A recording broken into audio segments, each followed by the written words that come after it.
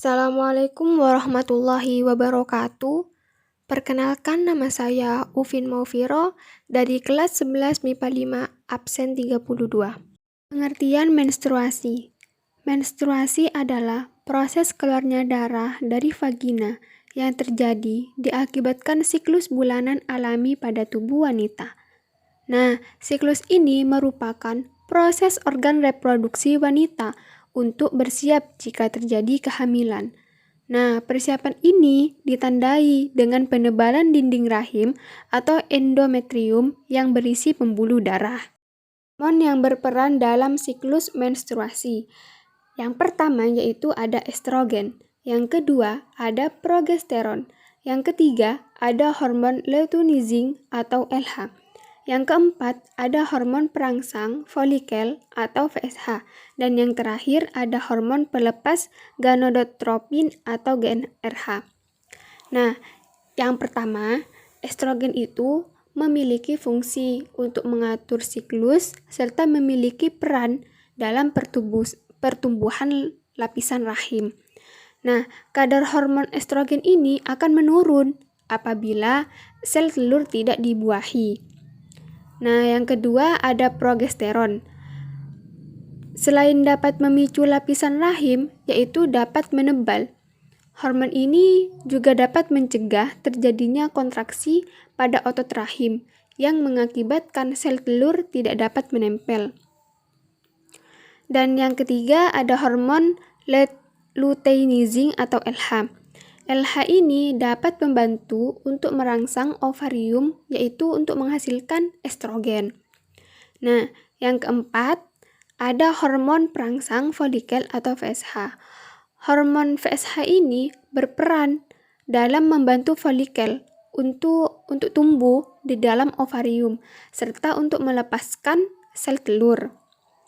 Nah, yang terakhir ada hormon pelepas gonadotropin atau GnRH.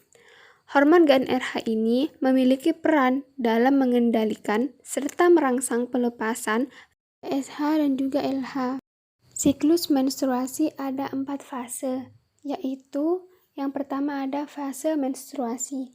Fase menstruasi terjadi bila ovum tidak dibuahi oleh sperma, sehingga korpus luteum atau massa jaringan kuning di dalam delama ovarium akan menghentikan produksi hormon yang bernama estrogen dan progesteron.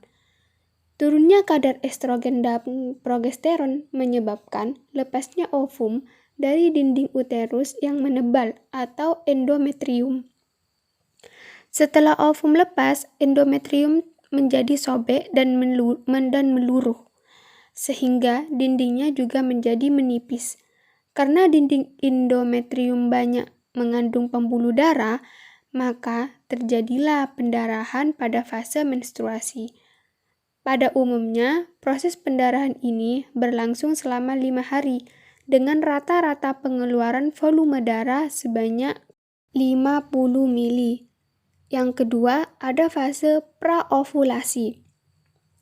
Pada fase praovulasi atau akhir siklus menstruasi, hipotalamus atau bagian otak yang terdiri dari sejumlah nukleus mengeluarkan hormon gonadotropin yang merangsang hipofisis untuk mengeluarkan atau follicle stimulation hormone atau FSH.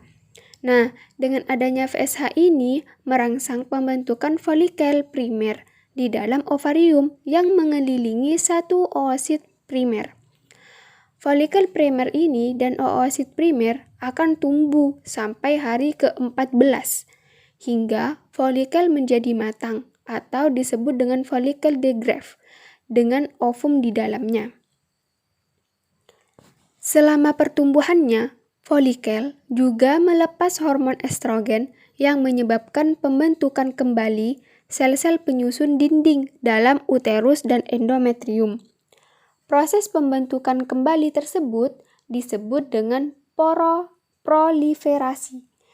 Dan tahukah kamu, peningkatan estrogen selama pertumbuhan folikel juga mempengaruhi serviks untuk mengeluarkan lendir yang bersifat basah. Nah, lendir tersebut berfungsi untuk menetralkan sifat asam basa serviks agar lebih menyesuaikan lingkungan hidup sperma yang ideal. Dan yang ketiga ada fase ovulasi. Pada saat mendekati fase ovulasi, terjadi perubahan produksi hormon. Peningkatan kadar estrogen selama fase praovulasi menyebabkan terjadinya hambatan terhadap pelepasan lanjutan VSH dari hipofisis.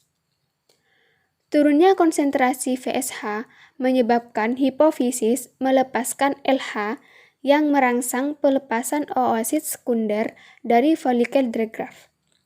Kondisi tersebut disebut ovulasi, yaitu saat terjadi pelepasan oosit sekunder dari folikel drag graft dan siap dibuahi oleh sperma. Nah, umumnya ovulasi terjadi pada hari ke-14. Nah, selanjutnya ada fase pasca ovulasi. Pada fase pasca ovulasi, folikel drag graft yang ditinggalkan oleh oosit sekunder akan berkerut dan berubah menjadi korpus luteum dan tetap memproduksi hormon estrogen dan progesteron. Meskipun korpus luteum memproduksi estrogen, tetapi estrogen yang diproduksi tidak sebanyak yang diproduksi oleh folikel drag graft. Nah, progesteron mendukung kerja estrogen dengan menebalkan endometrium. Progesteron juga merangsang sekresi lendir pada vagina dan pertumbuhan kelenjar susu pada payudara. Keseluruhan fungsi tersebut berguna untuk menyiapkan implantasi zigot pada uterus bila terjadi pembuahan atau kehamilan. Proses pasca ovulasi ini berlangsung dari hari ke-15 sampai hari ke-28. Namun, bila sekitar hari ke-26 tidak terjadi pembuahan, korpus luteum akan menua, berubah menjadi korpus albikan, sehingga tidak menghasilkan hormon lagi.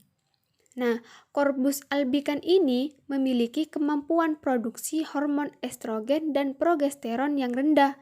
Oleh karena itu, konsentrasi estrogen dan progesteron akan menurun. Hanya itu yang dapat saya sampaikan, kurang lebihnya mohon maaf. Billahi taufiq wal hidayah. Wassalamualaikum warahmatullahi wabarakatuh.